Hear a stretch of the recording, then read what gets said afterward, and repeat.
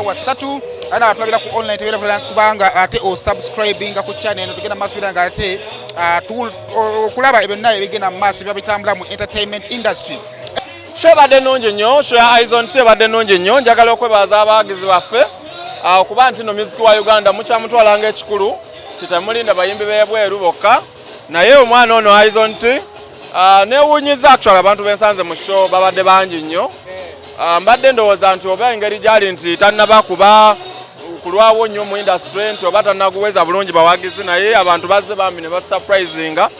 So spirit eyo tugikuume tugende mu maaso kyemanyi Aizon naye afunye amaanyi kati ennyimba zagenda okuddako okuleeta zigenda kuba za amaanyi kuba kati abantu bamulaze nti bamufollowinga. Olunaku olwaleero lwakutaano nnaku mmeka bukyanga okomawo okuva mu America? Nnaku ndowooza lumu kitundu. Etezi wakasulayo wagu mulundi gumu ekiro kyakyo ogenda okusulayo omulundi olunaku olwokubiri.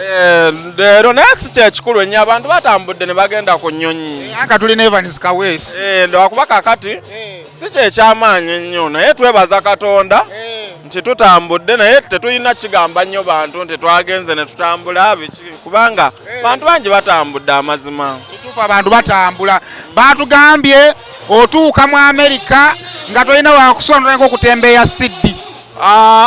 Ate okutunda siddi nakyo si kive bwe mba nazitunze tekiina nnyo makulu naye nga nze ekyantutte mu show kuyimba naye omuwagizi wange bwaŋŋamba nti owaayo music wo nsobola mmujjawa lwaki mba simumuwa.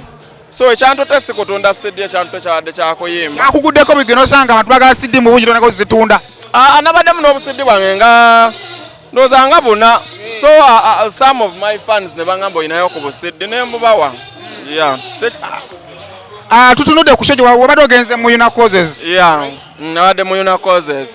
Tulabye ku organization ya Una Causes this time around kusinza ku bifaananyi bye tulabye ebiva mu America nga tebyabadde birungi.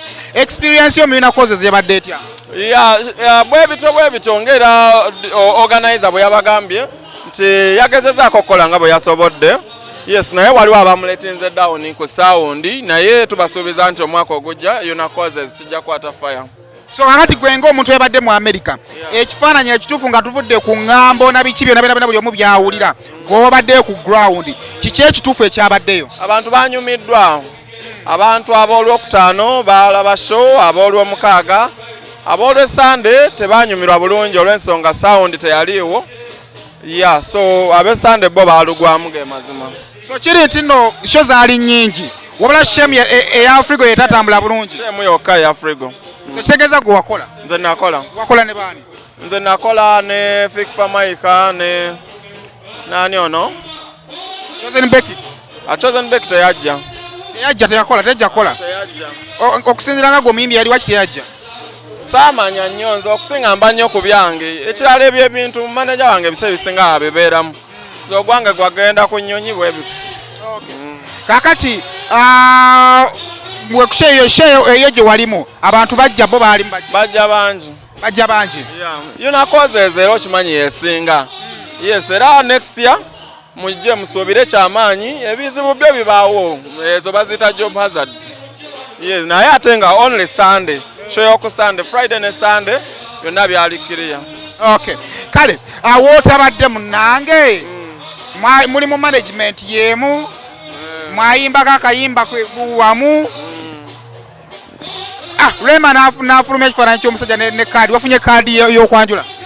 Kaadi y'okwanjula simanyi lwaki eruddewo okujja naye. Nga kagalako ino gifuna. Nze tebalina kumpa kaadi okugendako ogwo omukolo. Nze wali mwannyinaze nina kugenda bugenzi. Kakali no munnange wootabadde mu Uganda kati ffe tukugamba ababadde mu Uganda. Twafunye edda ffe ttiimu. Waliwo ttiimu Rema waliwo ne ttiimu Kenzo. Oli ttiimu ki? Nze okusinga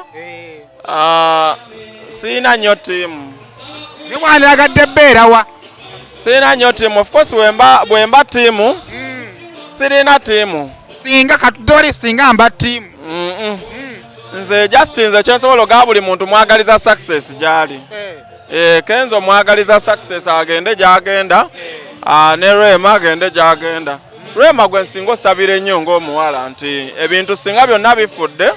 Yes, Rema aba alina bingi ebyokufiirwa kusinga ate Kenzo. Yes.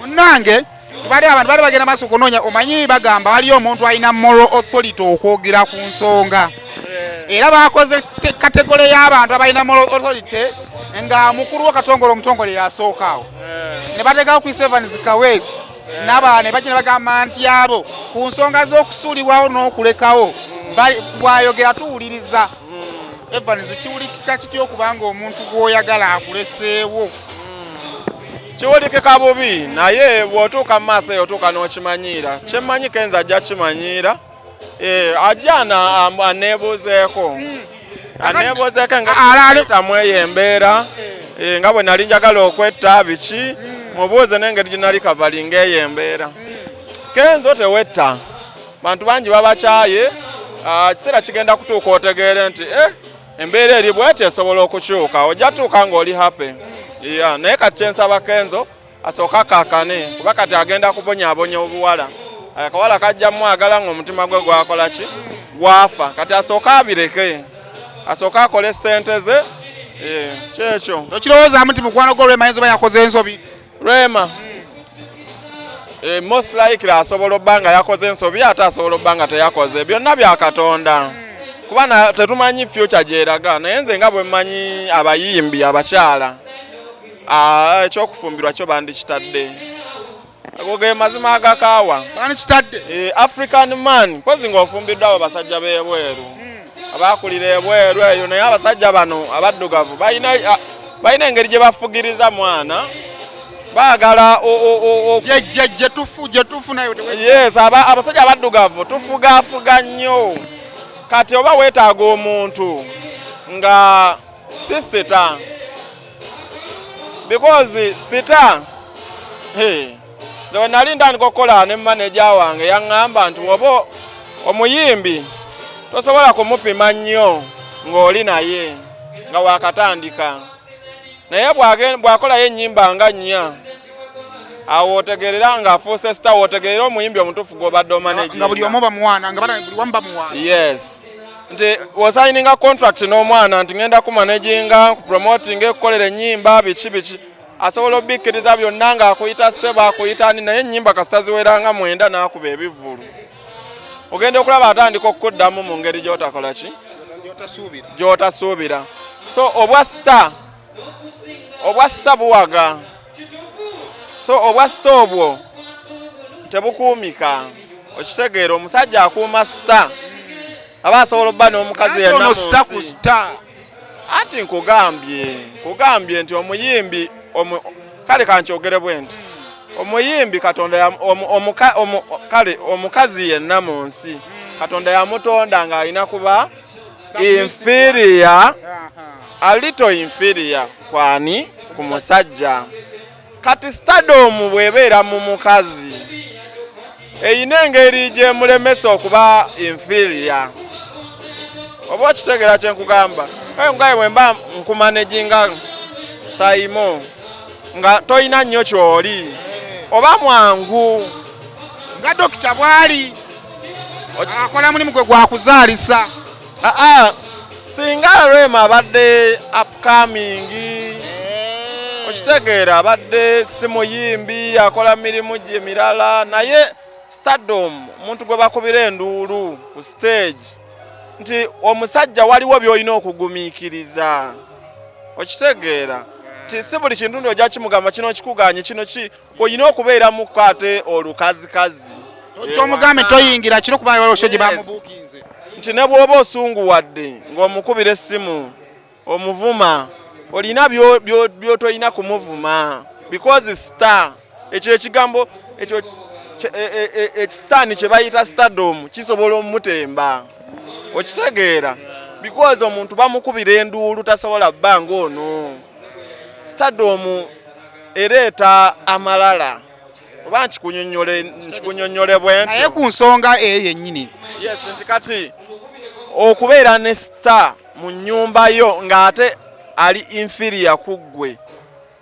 tekiba kyangu nti dokita tulina omusabira kubanga alina ayolekedde obulamu bw'oba oli awo bw'abadde tamanyidde okitegeera kuba agenda kubeera n'omuntu nga tasobola kumalaga wadde ng'anyiize ng'alina waatatuuka CM abakazi abo basita tebaba bangu nnyo muganda wange okitegeera ekirala Rema ajja agende Mbalala agende Masaka agende Amerika akole ki tiwaliwo wajja okubeera awo ng'emirimu emijju omukyala gy'alina okukola ng'ate gw'ogikola ki ebyo byonna oyibiyingiramu obimanyi kati abasajja basooka ne babikola wano nga bali mulaavu wano mwaka gumu mwaka gwakubiri gwakubiri n'ekitundu awo ologira n'agamba kyesosse kadeni problem endala eriwo ya mawulire kati akakola ki amawulire gateekawo pressure bw'abaawo ekizibu kyemufunye nekirabika mu mawulire ekyo kyongera pressure ku bufumbo bwammwe yes kati ekirala bambi abayimbi bano abawala baba ne laavu naye olw'okuba abasita abaami tebakkiriza nti ddala laavu eyo weeri okitegeera bambi omuwala n'akwagala naye olw'okuba ng'oli omuwala sita ng'olowooza akulimba lwakufuna amafusimu mangi yes ne bwakugamba bambi omwami wange nkwagala kufa bufi ng'owulira tokikkiriza kiringa bw'onoba n'akawala nga kalungi nnyo nnyo nnyo nga kazani brown nga buli w'obeera nako ne kagamba kakwagala owulira nga mu mutima naye kisoboka kati okubuusabuusa okwo okubeera mu bufumbo bababuusabuusa bambi abawala abo ate nga nabo bantu baba n'omukwano so obufumbo bwe buti buba bwetaaga okusabira ennyo ennyo naye mu nsonga ezayawudde ze tuwulira muzo mu nkubi because tewali kiri official kyagiddwayo ensonga esooka Kenzo yagaana okuba omwana embaga ekibuzo kyange kiri kimu omukazi yandirinze ebbanga ki omusajja nga tannamukuba mbaga yes abakazi ekintu ekyo kye bakola nkiwagira kankubulira olaba nsanze awo omulenzi bamuyita Ssebuufu twatandika naye okuyimba nga nnyimba Rihanna bwali bwe yenkana owulira nga nnyimba Rihanna naye bwali bwe yenkana naye ekyo tekiri nnyo ku bawala omuwala gwe wasanga emyaka 10 woddamu omusanga alabuse so abawala abo bambi baba beeraliikirira so awo Kenzo munenyamu kye yakola ayinza okuba naye yalina ensonga ze naye nga abawala awo mba ku saidi ya Rema nti omukazi bw'obanga omwagadde mutwala okole ki kati ate kesi ya Kenzo ate yo yanjawulo ku yange kubanze nali njagala okwanjula naye nga akasente siina kuba ndowooza nakugambako nti nayagalako n'okutunda poloti yange olw'omukazi Evans oyina omukwano yankubira n'angamba kisiru kwetogeza n'otunda ettaka era ojja mwanjula akole ki agende bw'aba agende muleke so naye Kenzo bw'abanga yalina akasente n'agaana bugaanyi ekyo kyo yakola bubi bambi abakazi obanga owulira omwagala go an extra mile omwanjule so ekyo nange nakiyigirako kyekimu ku byandesaawo wadde nga waliwo n'ensobi endala ze nakola naye ekyo kyekyakulembera nga chairman w'abamenyesa omutima za Association Uganda Company Limited Kenzo ajje tutambulengamu olwolumu kuba ayinza okwetugira awo kitegeera olwolumu tutambule tugendeyo ku zi KFC tukole ki twegumye wana agenda okuyita emyezi lwaki otandikawo ekibiina ekibudaabuda abasajja abamanyikiddwa omutima emusikati sajje tuyite Kenzo tuyite ani ono bigayo owe naye yadduka pozi yali awasiza tubayite tubayige Heartbroken Men's Association butandika okufuna registration tutambulemu kuba buli w'obeera wekka otandika okwebuuliza ebibuuzo n'owebuuza kino n'olabanga nti gw'oli wekka kale ebigambo ebisemba eri abalaba ebyokya ebigambo byange ebisemba eri abalabe ba BBS ekisooka kubeebaza mwebale kubeera ku TV yaffe Nganzi telefayine yaffe BBS ekirala mwebale kuwagira music wa Uganda nange ne mumpagira ne mbeerawo kubanga bwe mujja mbivulu byange nange nga nfuna akasente akakola ki akambeezaawo n'olwekyo temujjanga okwo kyaleeta ennyimba endala so ntekinzemu break kati nnyo abayimbi abalala nabo bakole ku nnyimba then nze nja kuddaawo mu December mbaweeyo projects empya ensonga za Zanny Brown tutuuseewa ensonga ya Zanny Brown okusinga tewaliiwo nnyo nsonga walaba agamba oba omwana agaye tufuneyo omulogo tumuloge buloge naye Zanny Brown nayagala kumwebaza kumusiima bulungi bwe tebyalimu mbw'oba kumukwana omanyi mwe bannamawulire musaakiriza Nenezaani naye akimanyi. Kati mbu tosaba mukwana mbu. Ate byalimu byamukwana nkunyonyo. Ebisobola okukyuka. Ate atali muyimbi akulemye. Ng'ate ojja ozunga n'omuyimbi.